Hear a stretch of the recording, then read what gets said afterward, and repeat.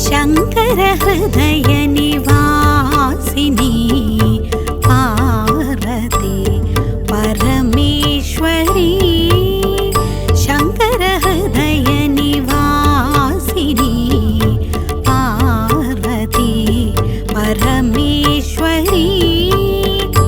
జై జగన్మాత బగలాముఖి. ఓం క్రీం బగలాముఖి వరదే సర్వసౌభాగ్యప్రదాయని సమస్త భక్తానాం సర్వభీష్టాం సాధయ సాధయ క్రీం ఓం స్వాహా. నేను ఇప్పుడు శ్రీ సూర్యమంగళ అద్వైత వేద విద్యా పీఠంలో ఉన్న బగలాముఖి క్షేత్రం నుండి మీతో నేనే స్వయంగా మాట్లాడుతున్నాను. ఇదే విధంగా ఉన్న జాతకాలు మీ వద్ద చాలా వాటిని చూపించి ఫలితాలు చెప్పాను. ఇప్పుడు వీళ్ళు నా దగ్గర చెప్పారు, స్వామీ, మాకు వచ్చిన విధంగా ప్రాబ్లం ఎవరికీ రాకూడదు, కాబట్టి మీరు మా యొక్క జాతకానికి కూడా యూట్యూబ్లో చెప్పండి, మీ యూట్యూబ్ని మేము కంటిన్యూగా చూస్తుంటాము అని నాతో చెప్పారు. అందుకే వాళ్ళలా చెప్పారు కాబట్టి చాలామందికి ఇది యూజ్ అవుతుందనే కారణంతో నేను ఈ విషయం మళ్ళీ చెప్తున్నాను. అదేమిటంటే, వీళ్ళు చాలా ఆర్థోడాక్స్ ఫ్యామిలీ. ఈమె ఒక డాక్టర్. చాలా సాంప్రదాయమైన ఫ్యామిలీ. చాలా మంచి ఒక కుటుంబం. ఈమె కుటుంబంలోనే కొందరు జ్యోతిష్యం తెలిసిన వాళ్ళు ఉన్నారని చెప్పారు. అలాగే ఒక పెద్ద జ్యోతిష్యుడు, ఆయన పేరు వాళ్ళు చెప్పారు.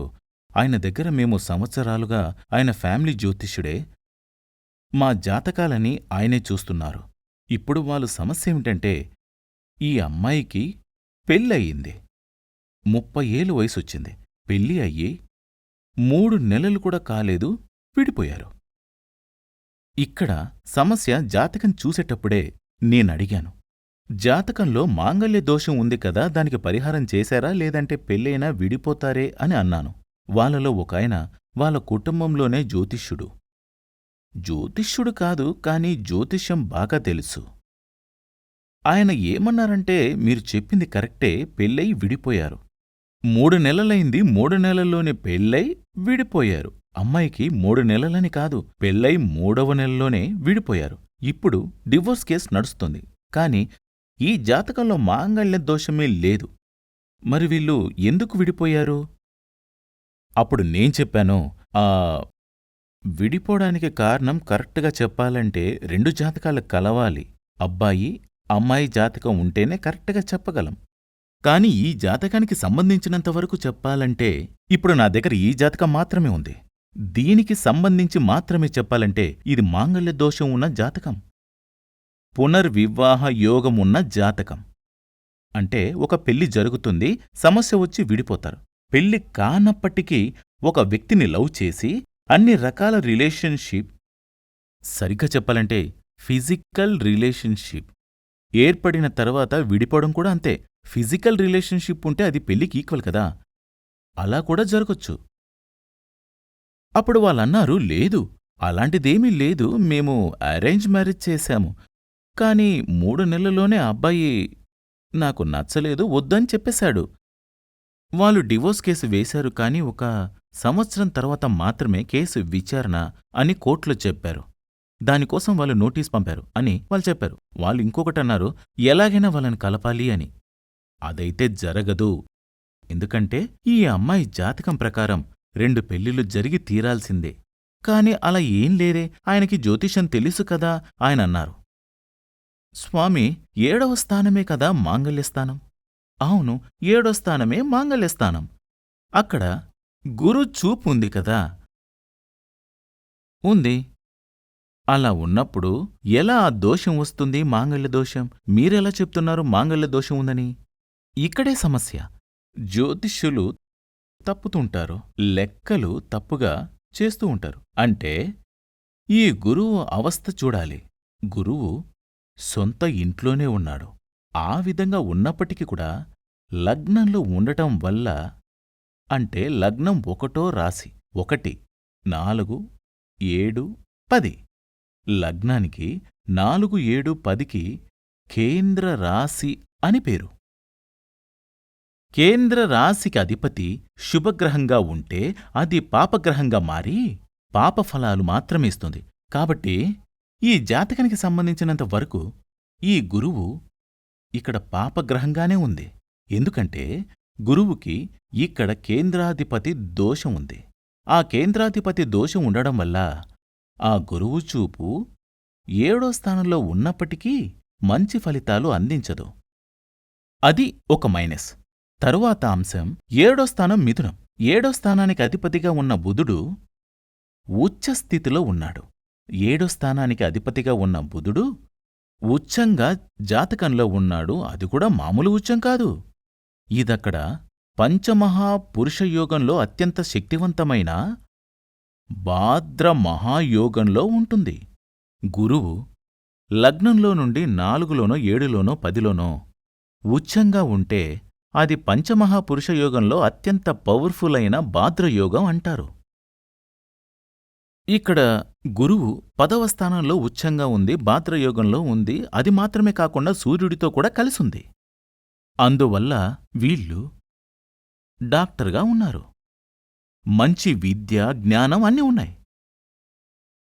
అయితే ఆ యోగాలన్నీ, ఆ విద్య, జ్ఞానం, సంపాదన లాంటివన్నీ ఉంటాయి. అంతవరకు మాత్రమే. మాంగళ్యానికి సంబంధించి అవేవి వర్కౌట్ కావు. ఎందుకంటే 7వ భావాధిపతిగా ఉన్న బుధుడు సూర్యుడితో కలిసి ఉన్నాడు, రాహుతో కలిసి ఉన్నాడు. ప్లస్ ఇక్కడ శని చూపు కూడా ఉంది. సూర్యుడు, శని, రాహు సపరేటివ్ టెండెన్సీ ఉన్న గ్రహాలు. 7వ భావాధిపతిగా ఉన్న బుధుడు ఉత్సంగా ఉన్నప్పటికీ సూర్యుడు, శని, రాహు ఈ యొక్క ఆ కాంబినేషన్ ఉండడం వల్ల సూర్యుడు, రాహు కలిసి ఉన్నారు. ప్లస్ శని చూపు ఉంది. అలా ఉండడం వల్ల పెళ్ళైనా సరే విడిపోతారు. వేరొక పెళ్లి చేసుకున్నా ఇలాగే జరిగేది. అది మాత్రమే కాదు, మరొక విషయం ఏమిటంటే 2వ స్థానం రాహు 1, 2, 3, 4, 5వ స్థానం లగ్నం నుండి 2వ స్థానంలో రాహు దృష్టి ఉంది. రాహు కూడా నెగిటివ్ టెండెన్సీ కదా. 2వ స్థానం అంటే కుటుంబ స్థానం. పెళ్ళైనప్పుడు ఒక అమ్మాయి, ఒక అబ్బాయి పెళ్లి చేసుకున్నప్పుడు ఏమవుతుంది? భూమిద కొత్తగా ఒక ఫ్యామిలీ ఏర్పడుతుంది. అక్కడ ఈ రాహు చూపుంది. రాహు దాని స్థానంలో నుండి 5లో, 7లో, 9లో చూపు ఉంది. అప్పుడు ఏమవుతుంది? 2వ స్థానంలో చూపు కుటుంబాన్ని విడదీస్తుంది. ఇదే మాంగళ్య దోషం. కాబట్టి ఈ శాస్త్రం తెలియకుండా ఈమె జాతకం వీళ్లకు తెలీదు. జ్యోతిష్యం తెలిసిన వ్యక్తి ఆమె బ్రదర్లాగే ఉన్నారు. ఆయనకి జ్యోతిష్యం తెలిసినప్పటికీ ఈ శాస్త్రం ఆయనకి తెలీదు. ఆయన యొక్క ఫ్యామిలీ ఆస్ట్రాలజర్గా ఉన్నటువంటి ఆ ఆచార్యుడికి ఈ శాస్త్రం తెలీదు. ఆయన ఇది మాత్రమే చూశారు. గురువు 7వ స్థానంలో ఉంది, ఆ ఒకటి మాత్రమే ఆయన చూశాడు. మిగిలిన విషయాలు ఆయన చూడలేదు. ఇంకొక విషయం కూడా ఉంది. 8వ స్థానంలో కుజుడున్నాడు. కుజుడు నీచంగానే ఉన్నాడు. అయినప్పటికీ 8లోనూ కుజుడు శుభంగానే ఉన్నాడు. ఈ విధంగా ఈ జాతకంలో ఉన్నటువంటి మాంగళ్య దోషం ఏమిటో తెలియకుండా పెళ్లి చేసి సమస్య వచ్చి వాళ్ళు విడిపోయారు. అలాగే డాక్టర్ని చెప్పారు కదా, కానీ పనేమి లేదు. చదివి ఉన్నారు, డాక్టర్గా ఉన్నారు, కానీ ఇప్పుడు పనేది ఏ చోట కూడా మంచి ఉద్యోగం ఆమెకి దొరకలేదు. ఎందుకు దొరకలేదంటే చూడండి, 7వ స్థానం 1, 2, 3, 4, 5, 6, 7, 8, 9, 10వ స్థానంలో బుధుడు స్వక్షేత్రంలో ఉన్నాడు, ఉచ్చంగా ఉన్నాడు. ప్లస్ అక్కడ సూర్యుడు, రాహు, శని చూపు కూడా ఉంది. చదివిన చదువు ఉపయోగపడదు. 2వ స్థానంలో రాహు ఉన్నా సరే, రాహు దృష్టి ఉన్నా సరే, శని ఉన్నా, దాని దృష్టి ఉన్నా పరిస్థితి అంతే. ఏం చదువుతారో ఆ చదువు కొందరికి చదువు రాదు. సపోజ్ చదువు ఉన్నప్పటికీ కొందరికి మధ్యలో ట్రాక్ మారి చదవాల్సి ఉంటుంది.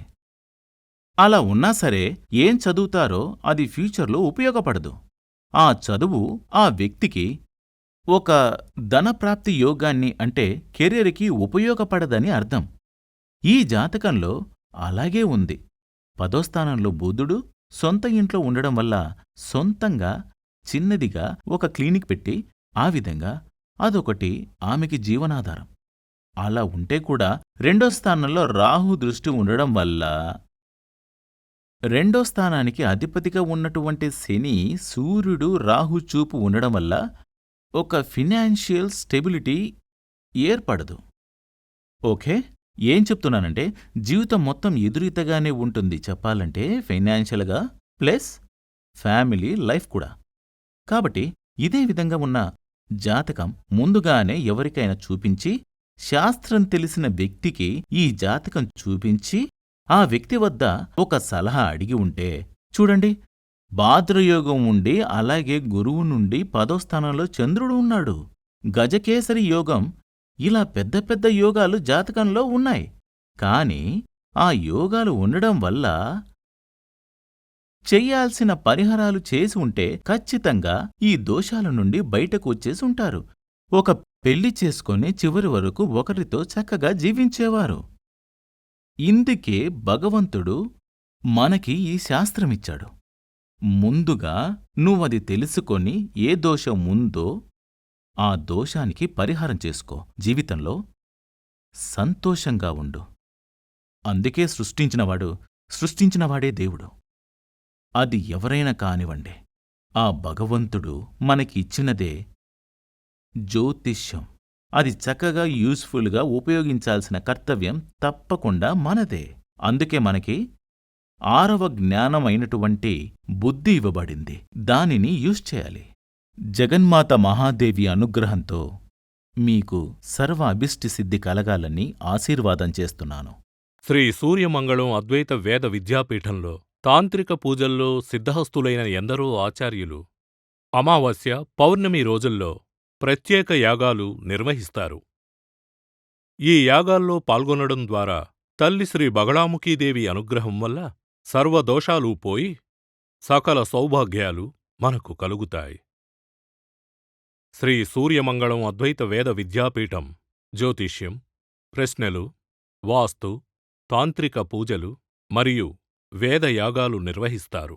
సంప్రదించవలసిన నంబర్ 7305442299 7305442299. చెన్నై, కోయంబత్తూర్, బెంగళూరు, హైదరాబాద్, విజయవాడ, ఢిల్లీ, ముంబై, తిరునల్వేలి, టెక్సాస్.